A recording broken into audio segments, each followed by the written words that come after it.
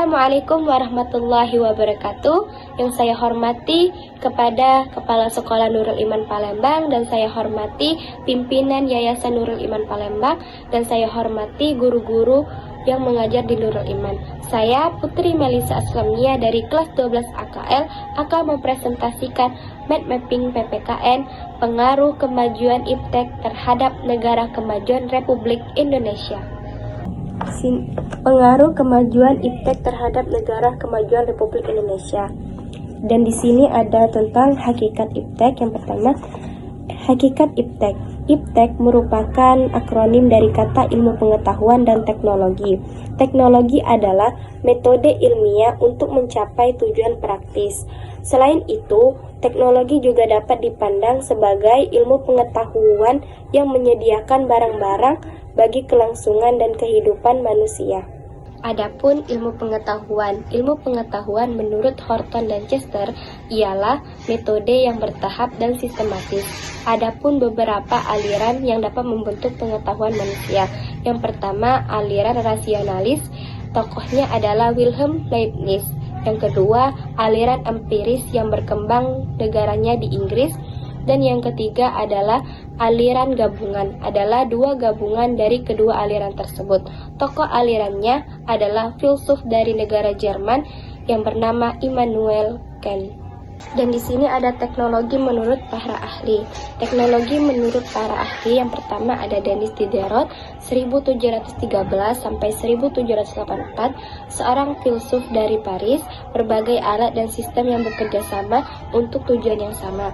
Dan yang kedua ada Jacques Ellul tahun 1912 sampai 1994, merupakan keseluruhan metode yang secara rasional mengarah dan memiliki ciri efisiensi dalam bidang kegiatan kehidupan manusia. Dan yang ketiga menurut Gerard Gaynor, pertama, teknologi adalah realisasi sumber daya yang menjadi suatu produk atau layanan. Kedua, teknologi termasuk pengetahuan dan sumber daya. Ketiga, entitas sains dan teknik yang digunakan dalam proses produk dan desain produk. Dan yang keempat, menurut Arnold Krugler, yang memungkinkan manusia untuk mempermudah kemampuan dan untuk menyelesaikan tugas yang tidak dapat mereka lakukan.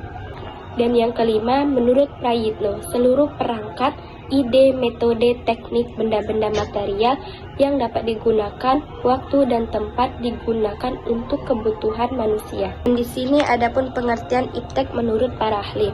Menurut Redband, IPTEK pada dasarnya kemudian mencakup semua mesin, alat, peralatan, perlengkapan, senjata, perumahan, alat transportasi, serta komunikasi perangkat. Juga keterampilan yang akan memungkinkan manusia dapat memproduksinya. Dan menurut Jacques Ellul mengatakan bahwa IPTEK sebagai metode yang secara rasional mengarah dan memiliki ciri efisiensi dalam setiap bidang kegiatan manusia, termasuk diantaranya pada proses yang meningkat nilai tambah. Dan adapun menurut Kass dan Rosenweig, IPTEK menurut Kass, teknologi sebagai suatu seni memanfaatkan pengetahuan ilmiah. Teknologi is the art of utilizing scientific knowledge. Dan di sini adapun ciri-ciri IPTEK. Ciri-ciri IPTEK ada empiri, radikal, sistematis, objektif, analisis, verifikatif, logis, bersifat, dan kritis. Di sini adapun manfaat IPTEK. Manfaat IPTEK yaitu yang pertama, mempermudah seseorang dalam mendapatkan berbagai hal. Yang kedua, membantu suatu penyelesaian permasalahan manusia. Yang ketiga, kehidupan menjadi lebih maju. Dan yang keempat, mempermudah dan mengoptimalkan bisnis. Dan yang kelima, komunikasi menjadi lebih mudah. Dan di sini adapun dampak negatif dan positif dari IPTEK. Dan di sini ada dampak negatif IPTEK, yaitu dapat merusak moral. Banyak sekali polusi pencemaran yang dihasilkan dari perkembangan IPTEK itu sendiri, dan juga dapat membuat orang menjadi malas. Dan di sini pun juga ada dampak positif dari IPTEK. Di antaranya dapat meringankan berbagai masalah yang dihadapi oleh manusia, dapat membuat segala sesuatu menjadi lebih mudah, dan membawa manusia ke arah yang lebih maju dan modern. Dan di sini pun ada contoh iptek, yaitu ada siaran televisi, internet, bidang industri dan teknologi. Di sini ada contoh perkembangan teknologi iptek di dunia sebelum abad ke-20. Contohnya, sistem pertanian Mesopotamia, ada mesin cetak Gutenberg, dan ada pun revolusi industri.